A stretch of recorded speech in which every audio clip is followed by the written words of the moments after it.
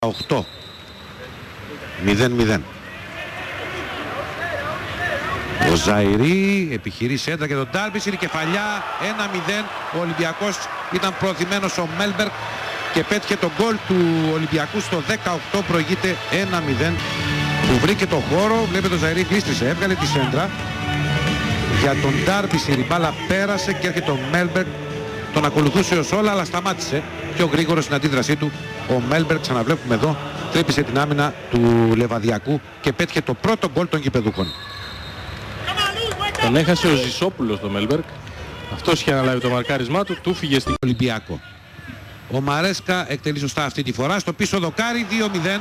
Ο Ολυμπιακός με τον γκολ του Ντάρμπισιρ, ο οποίος βρέθηκε μόνος απέναντι από τα δίχτυα στην πάσα του Ζαϊρή και πέτυχε το δεύτερο γκολ του Ολυμπιακού. Εδώ είναι ο Ματ Ντάρμπισιρ, ο σκόρερ του δεύτερου τέρματος του Ολυμπιακού, το πρώτο του φορ.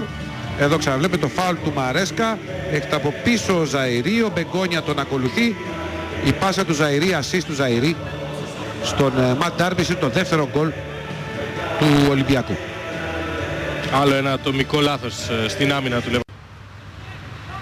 Γκονζάλες άνοιξε το παιχνίδι.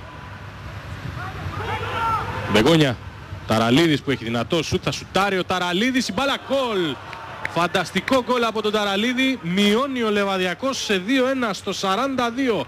Ταραλίδης που δεν το πανεί. Παιχνίδι στο 42, ξανά φοβερό σουτ, τέλειο σουτ από τον Ταραλίδη. Θα τυχε μπάλα από την κάμερα. Εδώ θα το δούμε καλύτερα. Το στρώσιμο του Μπεγόνια, Ταραλίδη στο σουτ, άπιαστο 2-1.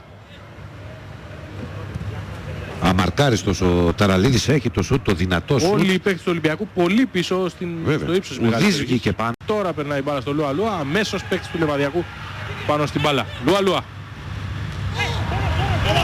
Το Ρωσίδης, ωραία για τον Ντάρμπισιρ, ο οποίος δεν ήταν εκτεθειμένος. Γκολ ο Ολυμπιακός 3-1 στο 53 με το δεύτερο γκολ του Άγγλου στο μάτς. Και πάλι το ξέχασε, δύο ευκαιρίες. Εδώ σκοράρει ο Ματ Ντάρμπισιρ.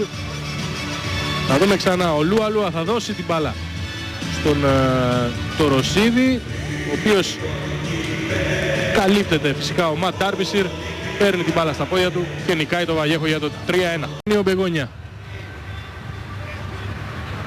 Ραούλ, μπράβο.